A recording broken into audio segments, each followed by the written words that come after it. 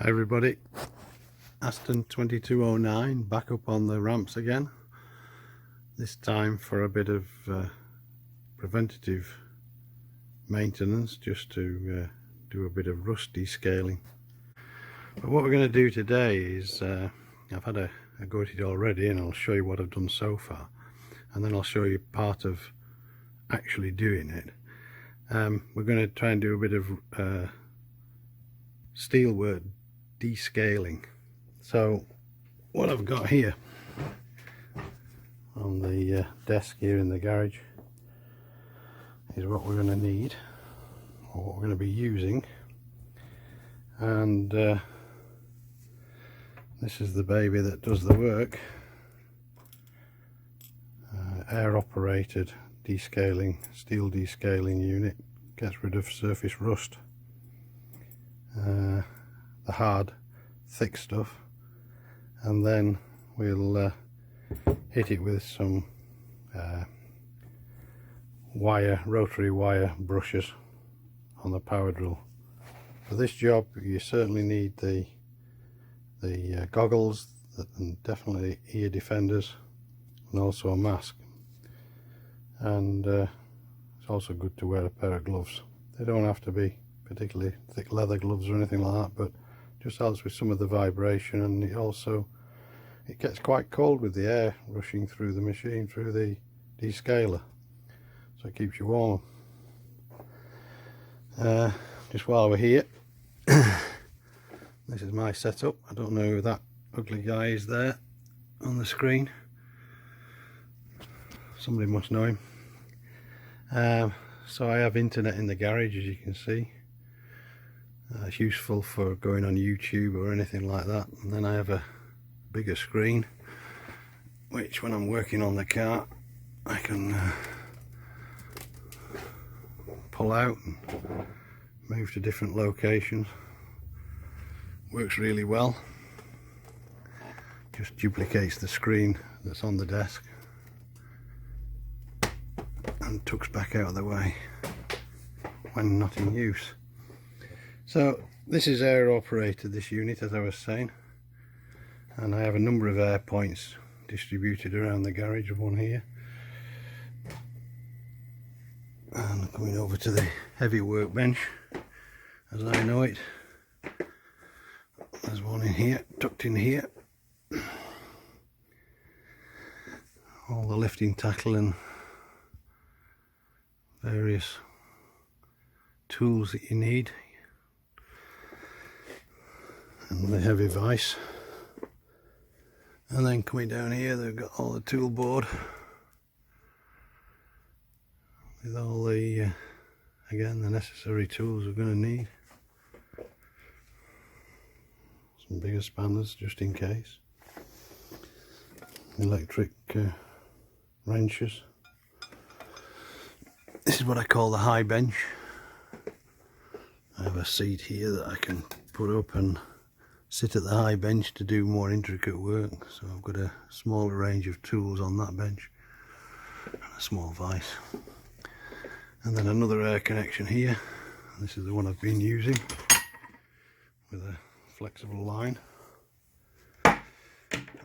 And what I'm going to do is show you where I've already been at it with the descaler. In the UK, the problem is we get a lot of ice in winter on, and that brings with it salt from the council, which is obviously necessary, but it doesn't do much good for your car. So you can see there the descaler's been in action, and it's brought off the bulk of the thicker rust. That will then all get polished up now with some wire brush wheels like this one. Just put it in the power drill, and then this is what it looks like before you start. So you can see how bad it is. I mean, the car's 2005, so it's 15 years old now. And the sections are heavy sections. This is the rear subframe. And it's only surface stuff.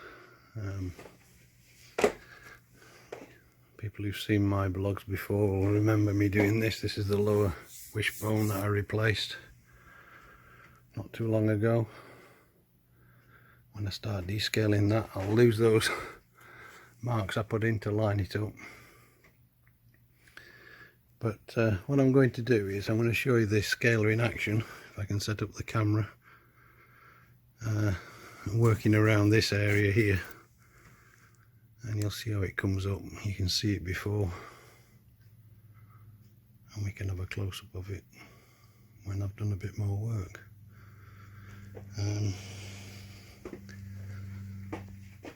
Pretty much everywhere. I mean, it looks obviously worse than it is. It is only sort of surface stuff, so it's not particularly structurally detrimental. So it should be very nice when we've finished. Get it all off, and I'm going to paint it with hammerite. So hammerite's good for going on even onto bare steel. So, and it is a rust preservative, or not preserving the rust, but protecting the steel from the rust.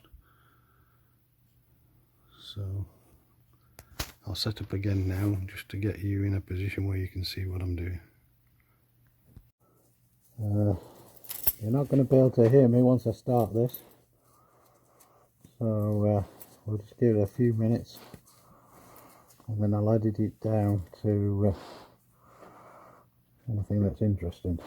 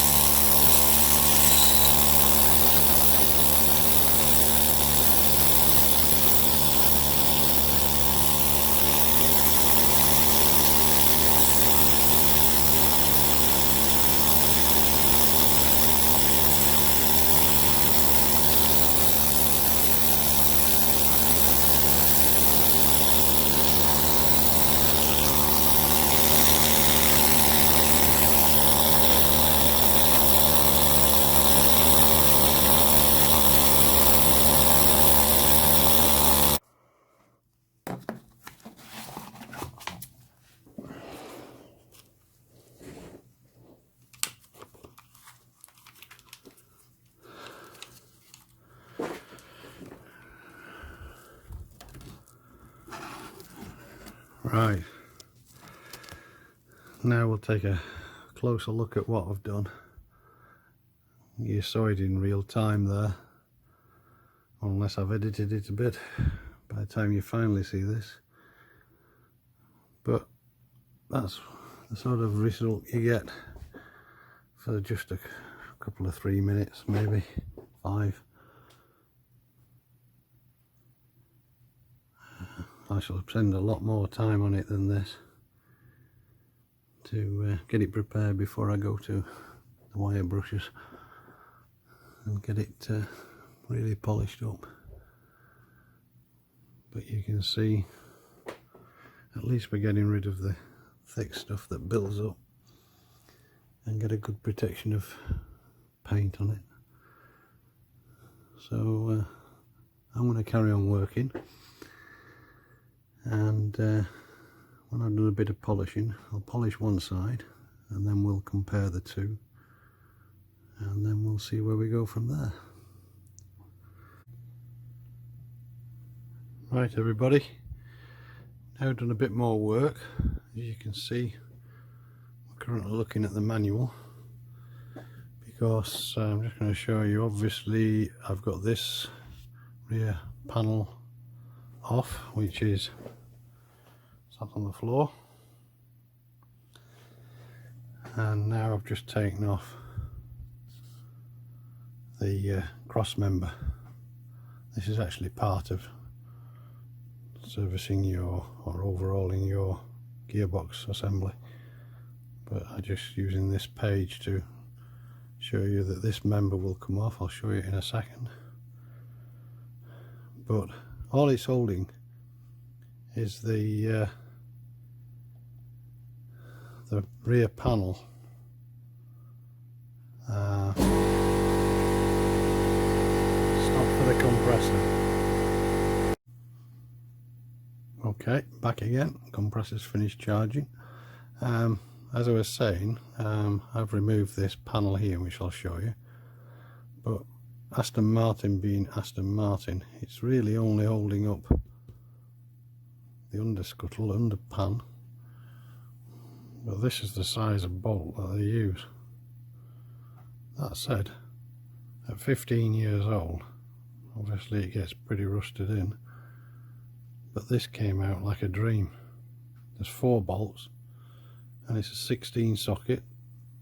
It looks like about 10mm. Didn't snap, came straight out. That's what I like about Aston Martin. I use a 1/4 inch bolt when 1/2 inch will do. Now I'm going to show you, this is the cross member out. I've had a little bit of a go at it, but I'm going to get this into my sandblaster. It's actually a little bit long. I've taken the main stuff off, the main rust surface stuff, and then we'll get it in the sandblaster, which is, I can get about half in at a time, so I might take the blaster out of the garage because it'll be a bit dusty. But the blaster's there in the corner. So this is where I'm up to. You'll recall that I'd taken off quite a lot of the surface stuff, and I've now had a go with my wire brushes,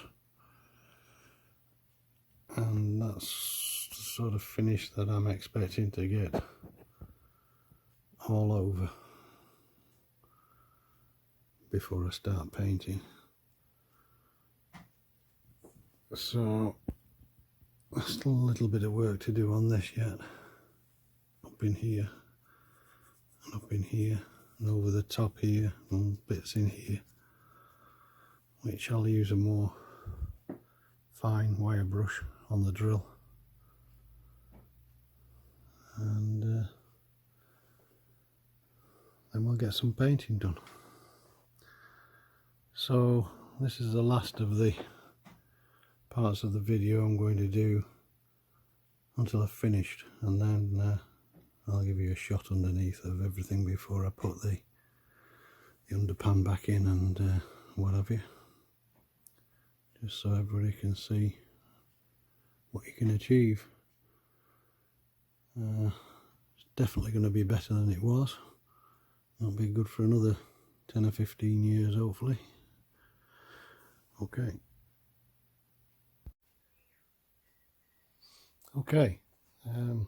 painting's all complete.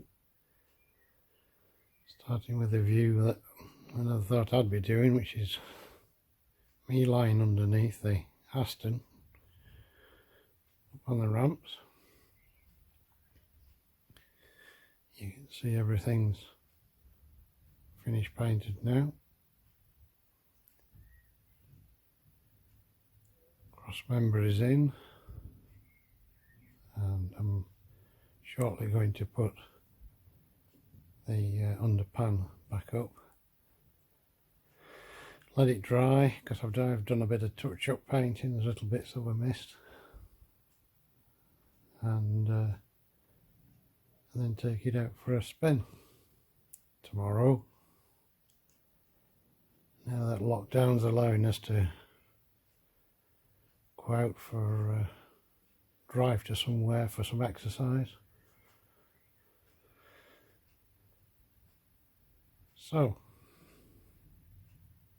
it's been a tough 2 or 3 days, but we've made it. This is a view of the finished painting from the back.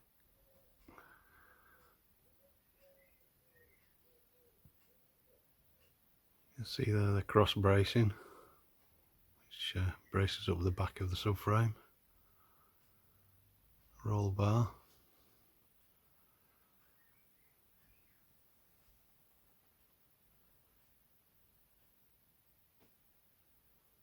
Cross member in place now.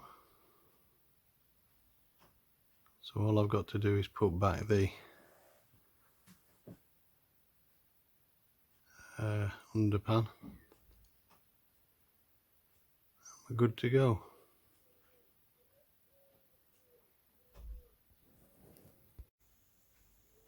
Just take you inside a little bit. See if you can see. It's very difficult really with some of the reflections and what have you. See there, I've also now descaled and painted the drive shafts. They had a little bit of flaking on them.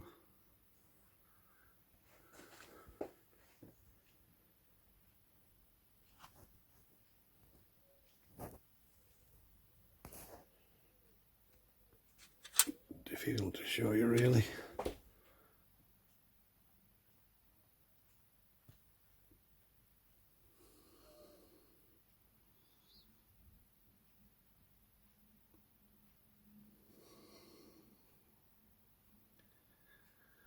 But lots of paint in there now. Should be good for a few more years. Each time I do a job now, if there's something that has to come off, like a lower wishbone or upper wishbone or whatever, if there's steel work in that vicinity that we're bolting to, this will be keeping on top of the paint.